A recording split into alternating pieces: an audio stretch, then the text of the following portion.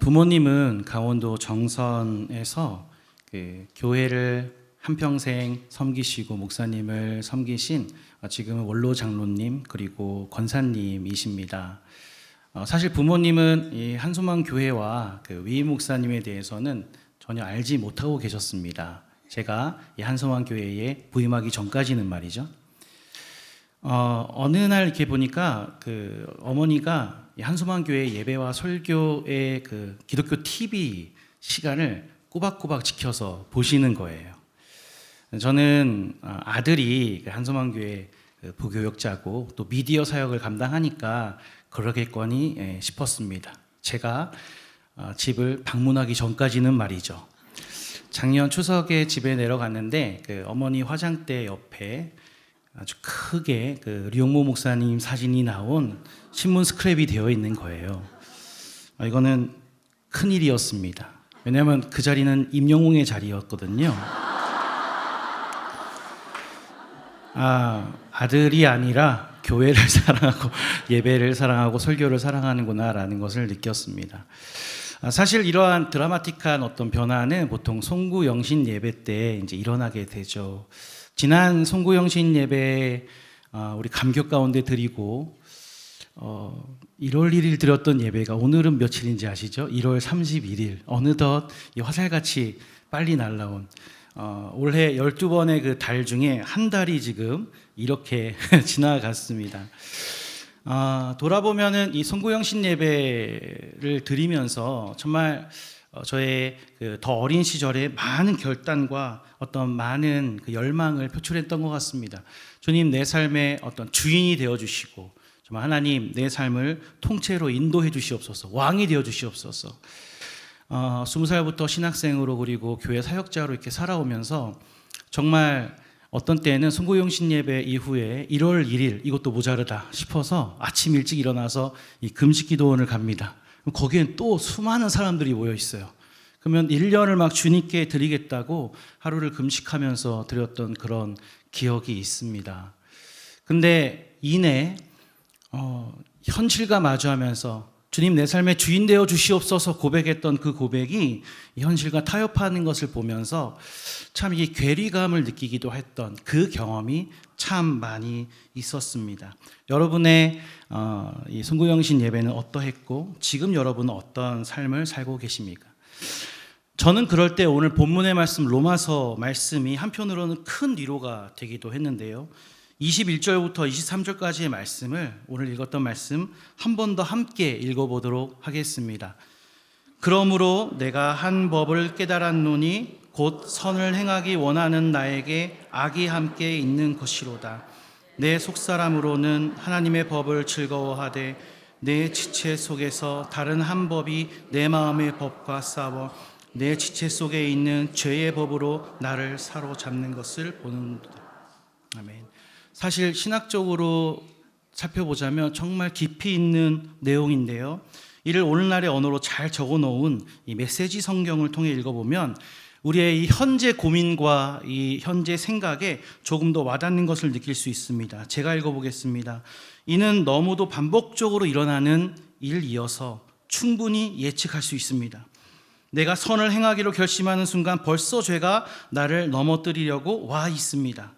내가 정말 하나님의 명령을 즐거워하지만 내 안의 모든 것이 그 즐거움에 동참하는 것은 아니라는 사실 또한 분명합니다. 내 안의 다른 부분들이 은밀히 반란을 일으켜서 가장 예상치 못했던 순간에 나를 장악해 버립니다. 로마서의 저자가 명시되어 있지는 않지만 많은 신학자들이 모두가 동의하는 것이 바울이 적었다라는 거예요.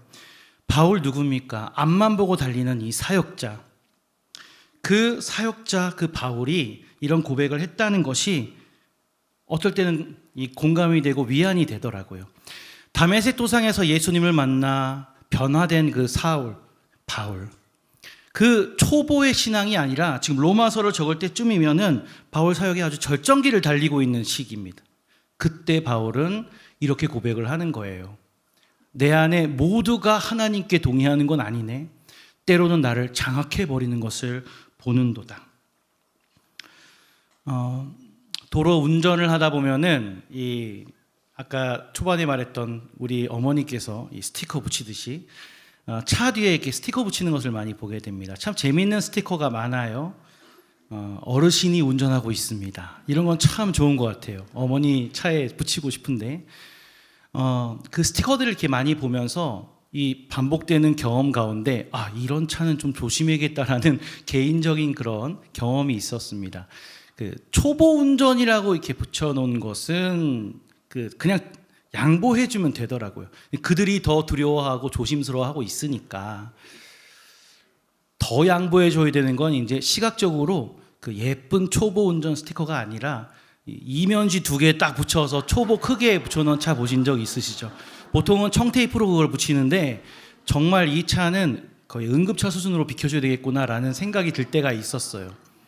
한 번은 이 차 조심해야 되겠다라는 차가 제 앞을 확 들어와서 봤더니 아이가 타고 있어요. 이렇게 되어 있는 거예요. 아니, 아이가 타고 있는 차가 저렇게 난폭하게 운전을 할까? 옆에 가서 봤더니 아이가 타고 있지 않는 거예요. 아이가 타고 있어야 할 차에 타고 있지 않으니까 이 어머니들이 얼마나 참았는지 난폭하게 운전하더라고요. 그 경험을 바탕으로 아이가 타고 있는 차는 한번 살펴보게 됩니다. 그냥 꺼낸 얘기지만 이 말을 하고 싶어서 그렇습니다. 어느덧 우리 이 등판에는 이 크리스찬이라고 하는 예쁜 스티커가 붙여진 건 아닌가라는 생각이 들었어요. 우리 수요 오전 기도에 나오시고 또 영상으로 이 예배를 참여하시는 분들 정도라면 우리의 가족들, 우리의 이웃들, 우리는 안 보이는 우리 등판에 크리스찬 이 스티커 분명히 보고 있진 않을까 그런 생각을 했습니다. 분명하게 예쁘게 붙여져 있는데 크리스찬이라는 이 스티커를 붙이고 내 삶에 혹시 크라이스트, 예수님이 없지는 않은가 라는 그런 생각을 하게 됐습니다. 그거는 결핍의 수준이 아니라 아까 그 운전자처럼 위험할 수도 있는 상황이 되겠구나라는 생각을 하게 되었어요. 내 안에 예수님이 언제나 넘쳐나시고 왕이 되시고 우리가 고백하는 것처럼 주님, 곧 주인이 되셔야 하는 것이 마땅한데 이 내 삶에 예배가 넘치고 사역이 넘치고 말씀이 넘쳐나도 크리스천에게 예수님이 안 계신다면 그것은 그저 결핍의 문제가 아니라 이건 위험할 수도 있는 상황이구나. 우리 옆에 분에게 이렇게 고백해 보겠습니다. 크리스찬 예쁘네요. 시작. 크리스찬.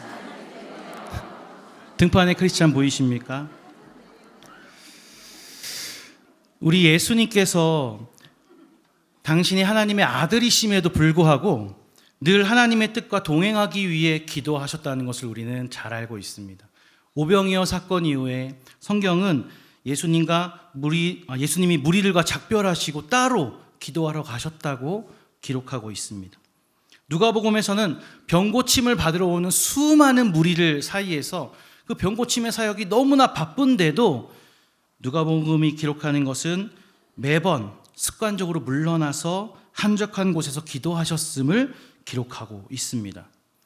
겟세마네 동산에서는 땀이 피가 되도록 기도하시는 예수님의 그 모습, 마치 오늘 본문 사도 바울의 이 기도와 어느 정도 닮아 있는 것 같다는 생각이 들었어요. 이 잔을 내게서 옮기시옵소서. 그러나 내가 원하는 대로 마옵시고 아버지의 원대로 되기를 원하나이다. 오늘 본문 24절에서 사도 바울은 갈등의 절정을 맞이하게 됩니다. 24절 말씀 한번 같이 읽어보겠습니다. 오호라 나는 곤고한 사람이로다. 이 사망의 몸에서 누가 나를 건져내랴. 바울이 허공에 대고 대답 없는 질문을 포효합니다. 신앙의 결단을 하고는 곧 포기하게 되는 일이 반복되는 이 삶에 이제는 더 이상 어떤 신앙의 결단도 하지 않는 이 나의 삶에 과연 가망이라도 있을까? 이 삶도 하나님이 함께 하신단 말인가? 라고 포효하고 있습니다. 24절까지 보면은 싸움에서 진 것 같아요. 이제는 검은 그림자가 사도 바울을 삼켜버리는 것 같습니다. 바울이 큰 목소리로 질문을 던졌던 이 24절 이후에 마치 작은 목소리로 아주 작은 문장으로 25절의 문장이 따라옵니다. 이 작은 고백은 사도 바울에게 반전을 일으킵니다. 여기 하나님의 말씀을 경청하며 함께 읽도록 하겠습니다. 25절 말씀, 우리 주 예수 그리스도로 말미암아 하나님께 감사하리로다. 할렐루야. 이 내용의 풍미가 살도록 또다시 다른 번역의 성경으로 제가 한 번 더 읽어드리겠습니다. 감사하게도 답이 있습니다. 바로 예수 그리스도께서 그 같은 일을 하실 수 있고 또 하신다는 것입니다. 마음과 생각으로는 하나님을 섬기고 싶어 하지만 죄의 세력에 끌려 전혀 엉뚱한 일을 행하는 우리의 모순 가득한 삶 속에 들어오셔서 그분은 모든 것을 바로 세우는 일을 행하셨습니다. 아멘. 어떻게 된 것일까요? 기세등등하던 바울 안의 어둠의 세력은 다 어디 가고 감사의 고백이 터져나온 것일까요? 어떻게 바울 안에 예수님이 서열 다툼에서 승리하게 되신 걸까요? 정답은 바로 이것입니다. 24절에서 사망의 몸이라는 선고를 받았던 바울은 25절에서 그저 감사했다는 것입니다. 그저 이 삶에 예수님을 초청했다는 것입니다. 이쯤에서 오늘 설교의 제목을 다시 한번 상기하려고 합니다. 오늘 설교의 제목은 늑대의 싸움입니다. 이 제목을 이렇게 적어놓고 좀 많이 갈등을 했습니다. 늑대라는 이미지가 주는 게 있지 않습니까? 그래서 이런 이미지를 제목에 올려도 괜찮을까라는 생각이었습니다. 그런데 늑대 연구가들은 우리가 생각하는 그 이미지와는 조금 다르다고 해요. 늑대가 서열 다툼이 잦아 보이지만 사실 무리 생활하는 늑대는 가족 공동체라고 해요. 늑대 같은 남자는 다 늑대야, 이런 부정적인 말이잖아요. 그런데 연구가들은 남자가 늑대만 같아도 멋진 남자다라고 해요. 동물 중엔 드물게 평생 일부일처제로 살아가며 자녀를 끝까지 양육하고 무리에서 늙은 늑대까지도 끝까지 돌보는 게 늑대. 동물 중에서는 참 드물다고 합니다. 그래서 서열 다툼이 크게 없는 거예요. 가족이니까. 이미 서열이 있으니까. 다만 다툼이 일어날 때는 서열 및 영역 다툼이 되는데 우리 무리의 영역, 우리 무리가 먹어야 할 먹잇감을 빼앗기지 않기 위해서 하는 다툼은 목숨을 걸고 하는 다툼이라고 해요. 싸움에서 이기면 무리가 먹잇감을 먹고 영역을 차지하고 싸움에서 지면 무리가 먹잇감도 없이 영역에서 쫓겨나게 되는 것이죠. 이런 늑대와 함께 살았던 인디언 부족에 전해오는 이야기가 있습니다. 이야기는 다음과 같습니다. 당신 안에 2마리 늑대가 있습니다. 한 마리는 검은 늑대, 이 늑대는 고통이고 증오이고 두려움이고 좌절입니다. 다른 한 마리는 하얀 늑대, 이 늑대는 기쁨이며 포용이고 용기와 희망입니다. 2마리 늑대가 당신 안에서 싸우고 있습니다. 어느 늑대가 이깁니까? 아마도 24절의 바울은 검은 늑대가 이겼다고 말할 거예요. 아마도 25절의 바울은 하얀 늑대가 이겼다고 말할 거예요. 이 부족의 이야기는 이렇게 끝을 맺습니다. 어느 늑대가 이길 것 같습니까? 바로 당신이 먹이를 주는 늑대가 이깁니다. 사랑하는 성도 여러분, 동역자 여러분, 우리 안에 주님이 우리 삶의 왕이 되시도록 하십시다. 내 안에 늑대에게 먹이를 주는 일, 정말 사소하고 정말 지극히 현실적인 일입니다. 예수님이 내 삶의 주인이라고 우리가 큰 소리로 고백하더라도 오늘 하루 우리가 의지할 만한 은혜가 내게 없다면 우리는 언제라도 예수님 없는 선택을 할 수도 있는 존재라는 것을 잊지 말아야 합니다.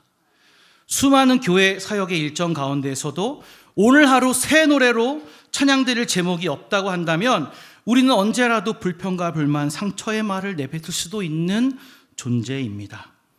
주일의 사역이 아무리 성공적이라 할지라도 어느 한 번에 예배의 감격이 없이 한 주간을, 한 달을, 긴 시간을 결핍도 느끼지 못한 채 여러 사역을 감당할 수도 있는 존재라는 겁니다. 사도 바울은 예배가 모자랐던 것이 아니었어요. 사도 바울은 사역이 모자랐던 것이 아니었어요. 그럼에도 사도 바울은 곤고한 자로다라고 고백했습니다. 이 사망 선고 앞에서 사도 바울은 어떻게 했습니까? 우리가 알듯 다시 감사를 불러드렸어요. 다시 예수님을 초청했어요. 늑대 싸움 가운데 먹이를 던져주는 일은 아주 큰 일도 추상적인 일도 아닙니다. 작지만 현실적인 이야기를 하고 있는 거예요.